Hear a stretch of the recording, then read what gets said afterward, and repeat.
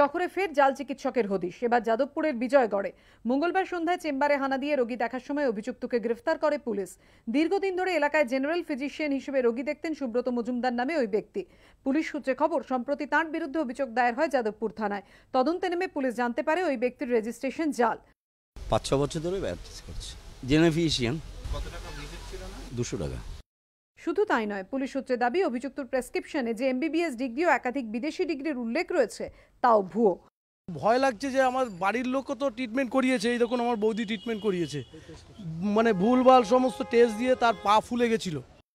সূত্রের খবর, অভিযুক্ত সুব্রত মজুমদার নিজেকে বিধানচন্দ্র রায় শিশু হাসপাতালের প্রাক্তন চিকিৎসক সার্জন হিসেবেও পরিচয় দিতেন। তার দাবি লেকটাউন ফুলবাগানের একাধিক নার্সিংহোমের সঙ্গে যুক্ত তিনি। এই সমস্ত তথ্য খতিয়ে দেখছে পুলিশ। অন্যদিকে এদিন হাওড়ার জয়পুর থেকেও পুলিশের জালে এক জাল চিকিৎসক। ধৃতের নাম মৃণাল ভট্টাচার্য। পুলিশ সূত্রে দাবি, গত মাসের শেষ দিকে আমতা সরকারি হাসপাতালের এক চিকিৎসক মৃণাল ভট্টাচার্যের নামে অভিযোগ দায়ের করেন। এরপরই তদন্ত শুরু করে পুলিশ। অভিযোগ, প্রেসক্রিপশনে ব্যাচেলর অব ডেন্টাল সার্জারি ডিগ্রির কথা উল্লেখ থাকলেও কোনো বৈধ শংসাপত্র দেখাতে পারেননি তিনি।